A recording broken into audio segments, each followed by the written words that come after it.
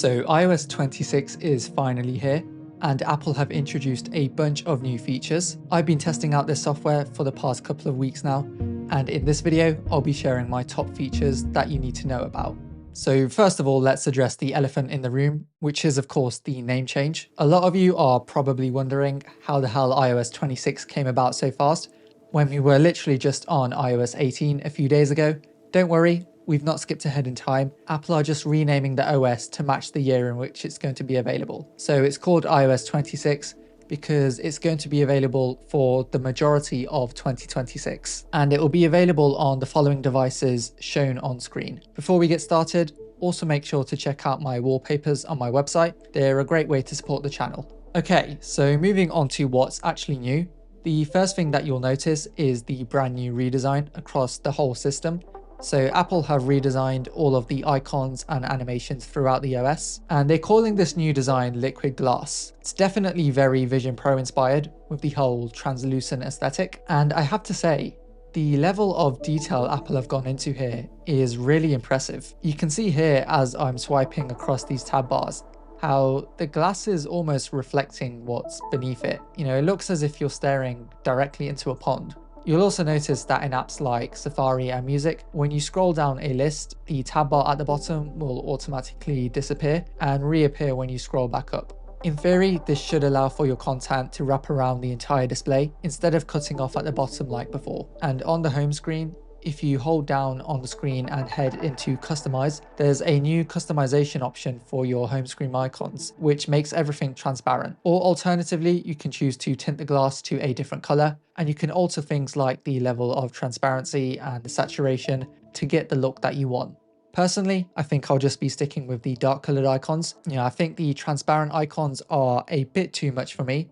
However, it's nice to see Apple adding in this option for those who want it. Overall, the new Liquid Glass redesign definitely introduces an element of novelty that I feel like the iPhone hasn't had in a while. We've been stuck with pretty much the same design for over a decade now. However, with this update, I have to say, I've had a lot of fun over the past 3 weeks, just playing around with the new UI and learning how everything works. I know some people online have raised concerns about visibility and whether or not certain pieces of text are going to be harder to read. Personally, I've not had any issues with legibility. I can easily read and see the stuff that's on my screen. However, if any of you aren't fans of the new Liquid Glass redesign, you can actually disable this by heading into Settings, into Accessibility, Display and Text Size, and then selecting Reduce Transparency. You'll find that after doing this, that text around the UI should hopefully be easier to read and less see-through. However, you will of course be missing out on some of the new redesign elements. One nice change that Apple have also made with this new design is to contextual menus. So previously, if you wanted to format a piece of text, you'd have to hold onto the text and then keep swiping along until you found the change that you wanted. However, now in iOS 26, you can just tap on this right arrow and it will open up a scrollable list of edits that you can choose from. There are also a number of big changes coming to the lock screen this year. So if you tap and hold down to add a new wallpaper, tap on photos and select an image that has some kind of depth to it, you'll see this icon down here, which if you tap will transform your image into a spatial scene. So what this does is it essentially just converts the main subjects of an image into a 3D object that animates as you tilt your device in real time. You can also play around with this feature inside of the regular Photos app. Just look for any picture that has a clear subject in it and tap on this icon in the top right, and it will create a 3D spatial scene out of that photo. I can definitely see this being a cool party trick over time. It's actually scary how convincing some of these images are. You can also now adjust the size of the clock using this new font. So if you wanted to, you can expand the timer to fit more of the display. And lock screen widgets can now be placed at the bottom of the screen for easier access during single-handed use. Live album animations from Apple Music are also now available on the lock screen.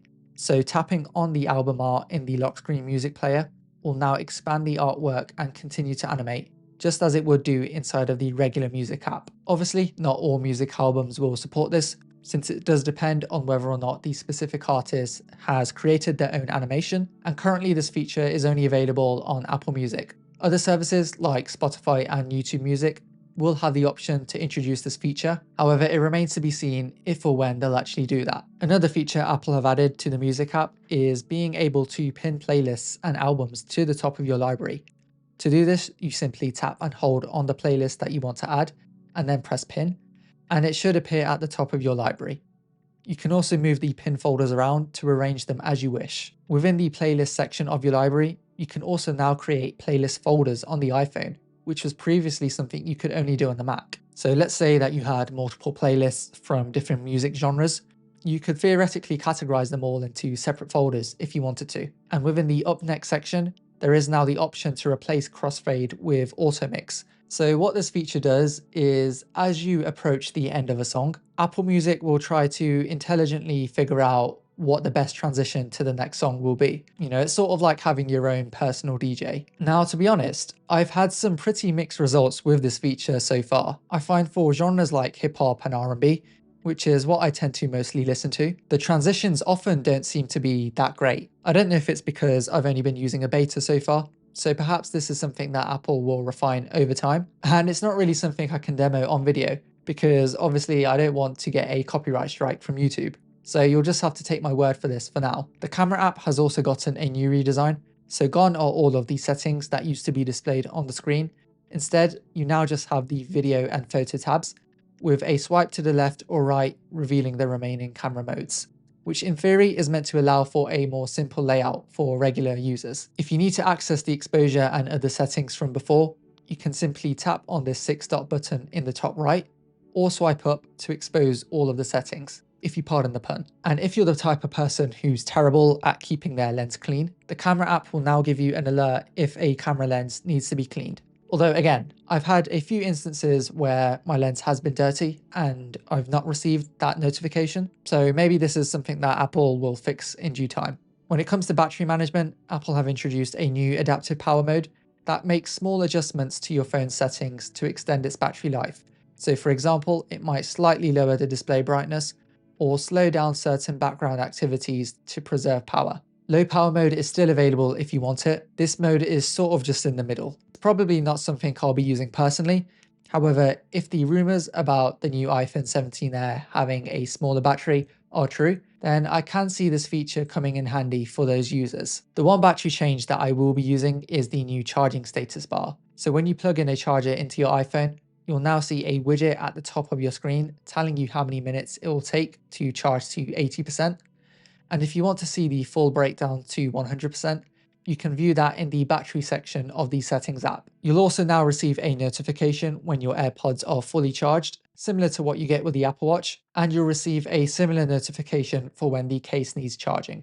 Speaking of AirPods, one of my biggest frustrations with Apple's headphones is when they'll randomly switch between devices. I know this is technically one of the main selling points of AirPods, you know, the fact that they seamlessly integrate within the wider Apple ecosystem. However, there are instances where I just want to focus and lock in on one device. You know, for example, if I'm watching a movie on my iPad, I don't want a spam phone call on my iPhone switching the audio. Thankfully, we now have the option to lock in audio to a particular device, which basically stops audio from automatically switching to any newly collected devices. This is a setting you will need to enable manually, and annoyingly, it is buried deep within the AirPods section in the settings app. Next up, Messages has also gotten some big updates this year. So firstly, you can now set custom chat backgrounds for different contacts. You can choose either a photo in your library or one of the custom photos built by Apple. Just be aware that the person on the other side will be able to see the same photo, so don't be uploading any sensitive pictures as your background. Then in the info tab, there's now an option to automatically translate messages from another language. So anytime you send a message in your language to that person, the system will automatically translate it on both sides. And if you tap and hold onto a message and press select, you can now choose the range of text that you want to copy, rather than being forced to automatically copy the entire text like before. Sadly, this feature doesn't seem to be working on other messaging apps like WhatsApp just yet. However, I'm hoping this is a feature that other app developers implement going forward. The phone app has also gotten some big updates this year. So first up, you can now screen incoming calls. With this setting enabled, unknown callers will be required to give you their full name and reason for calling. And based on their response, you can choose whether or not to take the phone call. And then the photo app in general also has a new layout. So at the top, you'll see your recent calls.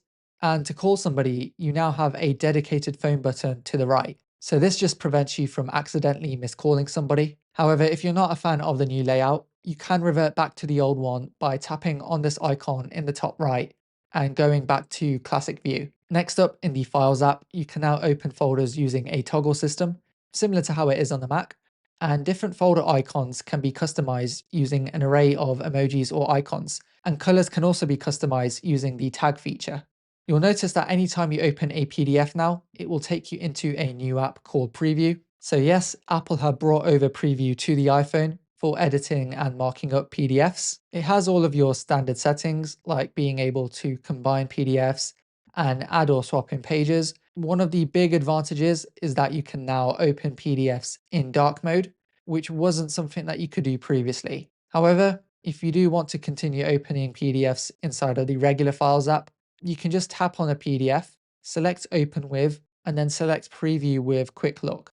You can also change the default app for this file type as well in here. Next up, inside of the Clock app, when setting alarms, you can now set custom snooze durations.